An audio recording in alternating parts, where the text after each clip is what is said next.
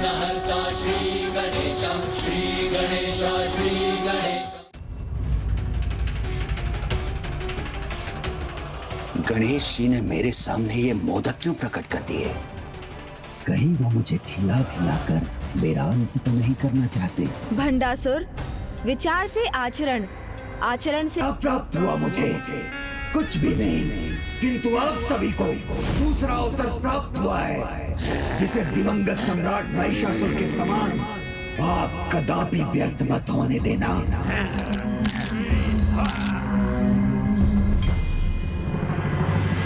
चावल जगत के पालनहार नारायण के तत्व का अर्थात समृद्धि का प्रतीक है, जो प्रत्येक जीव अच्छा आचरण कर संसार से प्राप्त कर सकता है। हमें ऐसा आचरण करना होगा जिससे हम असुर साम्राज्य की रक्षा कर समस्त संसार पर अपना आधिपत्य स्थापित रख सके, जो हमारा अधिकार है। गुड़ ब्रह्मा के तत्व का प्रतीक है, जो सृजन के अपने अद्भुत कौशल और गुण से किसी भी भोजन को मिठास से भर देता है। उसी प्रकार कोई भी जीव अपने कौशल से अपने जीवन को श्रेष्ठतम बना सकता है। श्रेष्ठतम असुर युद्ध कौशल का प्रयोग कर विजय प्राप्त करनी होगी, जिससे अपने पराजय के पुराने इतिहास को मिटाकर हमारे असुरों की विजय का नया इतिहास रच सके।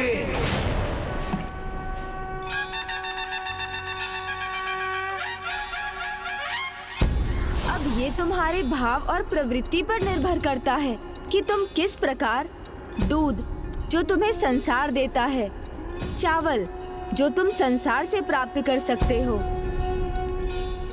और गुड़, जिसकी रचना तुम अपने कौशल से करते हो, इन तीनों तत्वों का किस प्रकार मिश्रण कर कैसी खीर पकाते हो, अर्थात कैसे जीवन का निर्माण कर उसे क्या दिशा देते हो।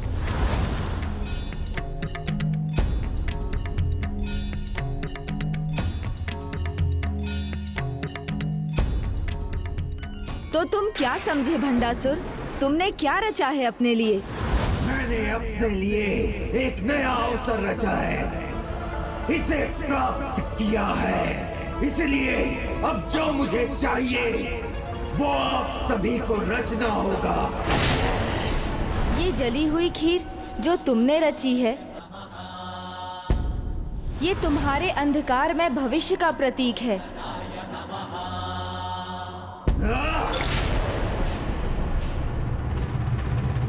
कभी कभी कुछ व्यक्ति स्वयं अपने स्वभाव और आचरण से वो दोनों खो देते हैं, एक जो उन्हें प्रकृति से मिला होता है और दूसरा जिसका निर्माण वो स्वयं करते हैं।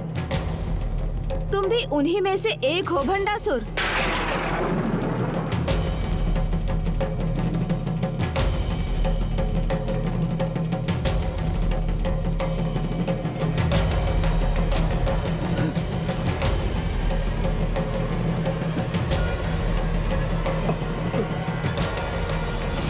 तुम्हारे मोदक का ऋण मैंने चुका दिया भंडासुर।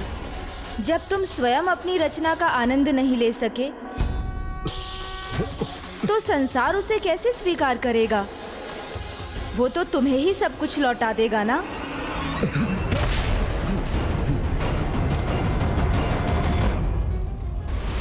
गणेश जी, अभी तक आपने मेरी पूर्ण रचना तो नहीं देखी, किंतु ये अवश्य देखा है कि जो चाहा वो किया मैंने। भस्म के कणों से स्वयं के अस्तित्व को साकार किया, पितृ पर्वत तक पहुंचने का संकट भी पार किया। यही नहीं, जिससे मुझे अपार स्नेह था उसका भी परित्याग कर दिया इस महाअस्त्र को प्राप्त करने के लिए। इसीलिए मैं असंभव को संभव बनाऊंगा, विजय रूपी जीवन की खीर रचूंगा। विजयी होंगे हम, विजयी होंगे हम, विजयी होंगे हम, विजयी होंगे हम। विजय हो गया। असुर महानायक भंडासुर, आपके लिए इस विजय की रचना मैं करूंगा। महिषासुर के अंत का प्रतिशोध हम अवश्य लेंगे उस देवी से। उचित है शुंभ निशुंभ, किंतु शुंभ निशुंभ तुम अकेले नहीं जाओगे, क्योंकि मैं गणेश जी को अनेक असुरों की पहचान करने में उलझाना चाहता हूं।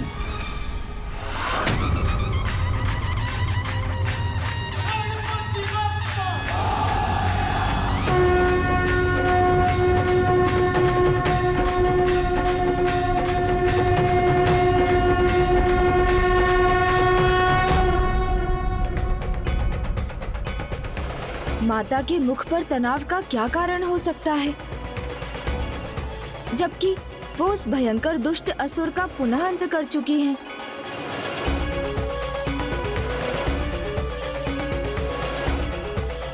प्रणाम माता।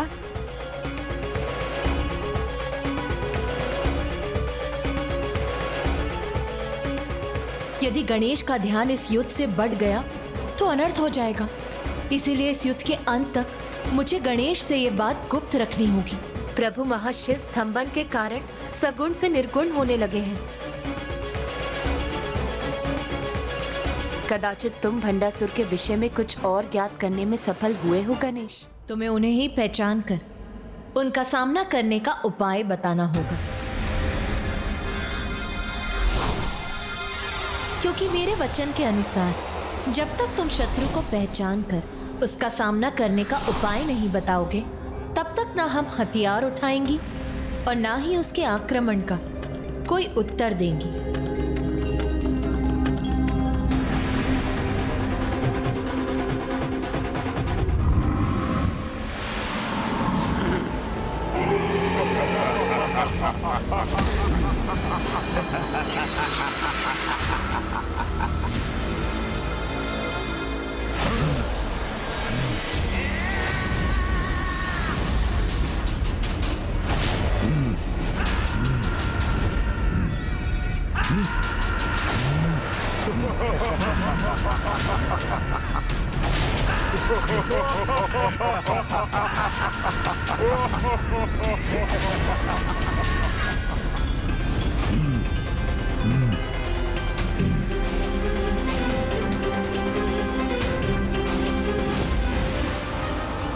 इस बार भंडासुर ने एक नहीं अनेकों असुरों को एक साथ भेजकर पुनः अपने कपट का परिचय दिया है।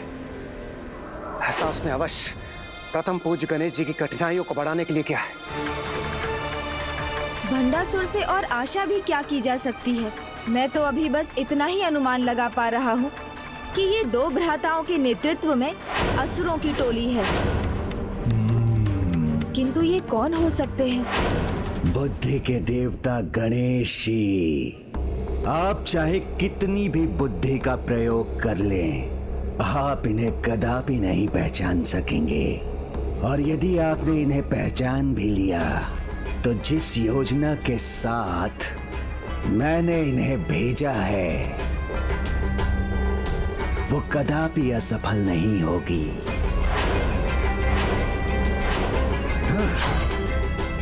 क्योंकि इनका तोड़ तो उनमें निहित है जिनको यहाँ लाना ही असंभव है। मुझे शीघ्र इनका परिचय ज्ञात कर इनके आक्रमण का तोड़ सोचना होगा।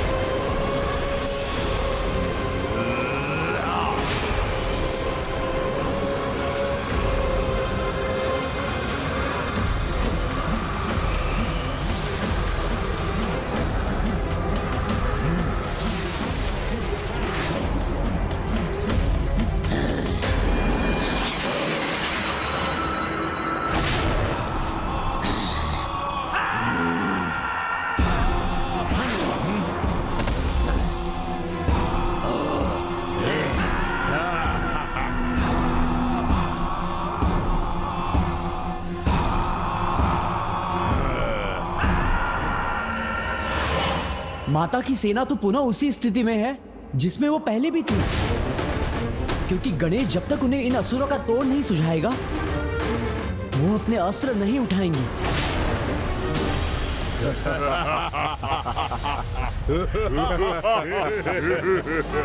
इन सभी ने अपने अपने बल का प्रदर्शन किया है, किंतु इस लाल असुर ने अभी तक अपने कौशल का प्रदर्शन क्यों नहीं किया?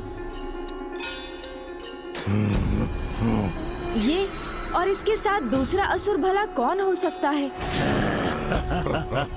इसके पहले कि ये माता की सेना पर अपना आक्रमण करें, मुझे इनका परिचय ज्ञात करना ही होगा। बहुत दुख हो रहा है आप सभी को अस्त्रहीन देखकर। और यदि तुम सब यही सोच रही हो कि हम अस्त्रहीन नारियों पर वार नहीं करेंगे, तो तुम ये सबसे बड़ी भूल कर रही हो, क्योंकि जो अस्त्रहीन होते हैं उन पर तो हमें वार करने में और भी आनंद आता है।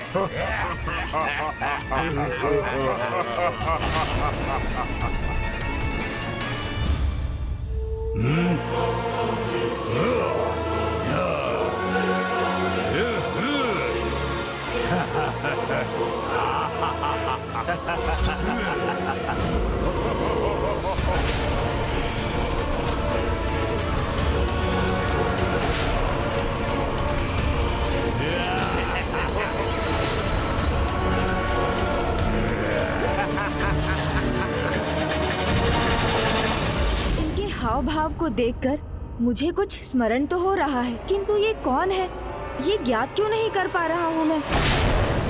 मुझे पूर्ण विश्वास है गणेश जी कि इस बार आप कदापि सफल नहीं हो पाएंगे। ये दुष्ट असुर तो किसी योजना के अनुसार आक्रमण करने के लिए तैयार है। गणेश जी अभी भी इन्हें पहचानने में असमर्थ है। कितना अच्छा होता हम इनके आक्रमण से पहले इन्हें पहचान कर किसी प्रकार से गणेश जी की सहायता कर पाते।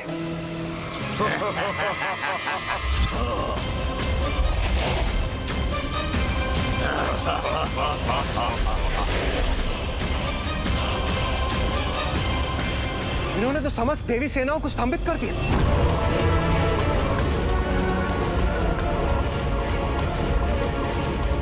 कुछ भी हो जाए, बिना विचलित हुए मुझे स्थिर भाव से विचार करना चाहिए।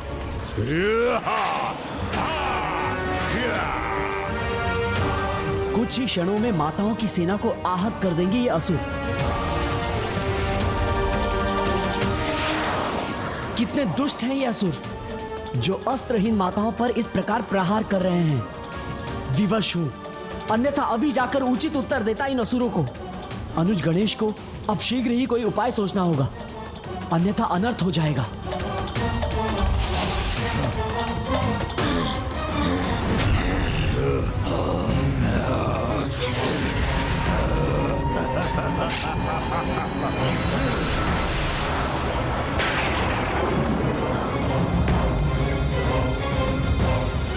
मुझे शांत भाव से तब तक विचार करना होगा जब तक इन्हें पहचानने का कोई संकेत ना प्राप्त हो।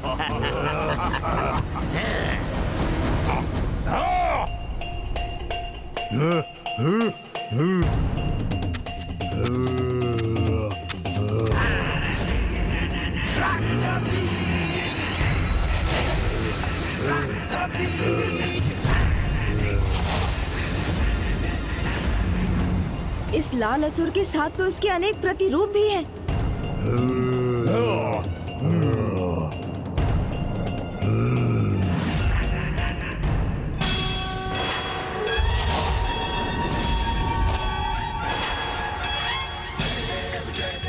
रक्त बीज,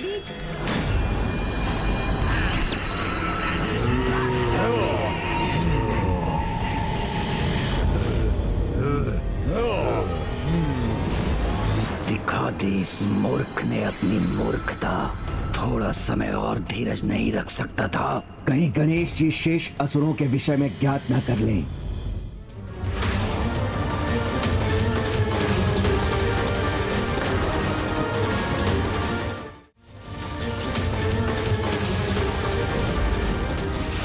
अब केवल माता ही हमारी सहायता कर सकती हैं।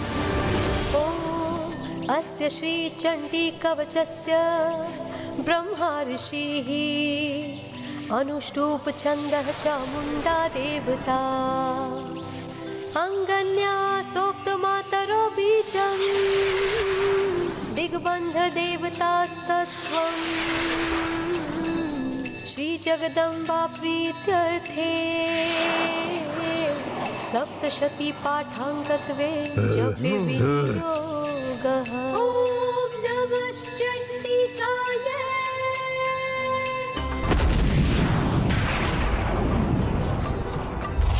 ॐ यद्गुहं परमं लोके सर्वरक्षाकरं नृणाम् यन्न कस्यचिदाख्यातं तन्मे ब्रूहि पितामह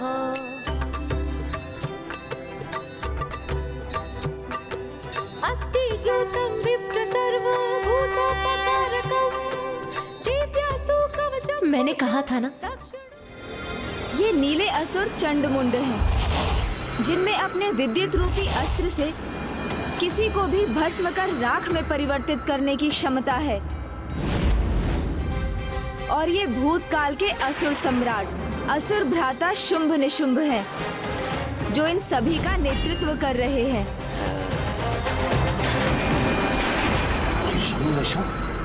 हाँ, उचित पहचाना आपने इसे। ये शुंभ निशुंभ ही हैं, जो पुनर्जीवित होकर आए हैं, इसलिए अब तो ये अपराजेय हैं। इनका तत्व इनका मद था, जिसे माता पार्वती ने भिन्न रूप धारण कर एक एक का संहार कर इनका अंत किया था, जिसके लिए माँ ने मातंगी रूप धरा। फिर जल में प्रवेश कर अपनी श्वेत आभा से देवी कौशिकी को प्रकट किया, जिन्होंने विंध्याचल पर वास किया और माता विंध्यवासिनी का रूप लेकर सभी का वध किया। अर्थात सर्वप्रथम मुझे भी देवी मातंगी रूप में आना ही होगा। किंतु प्रभु महाशिव के मातंग रूप में प्रकट हुए बिना मैं देवी मातंगी स्वरूप कैसे ले सकती हूँ? और उसके लिए तो प्रभु को स्तंभन से बाहर आना होगा। और यदि वो अपनी स्तंभित अवस्था से बाहर आ गए तो उनके पांव स्वतः कहीं भंडासुर की ओर न बढ़ जाए और वो उसका साथ देने के लिए कहीं विवश न हो जाए।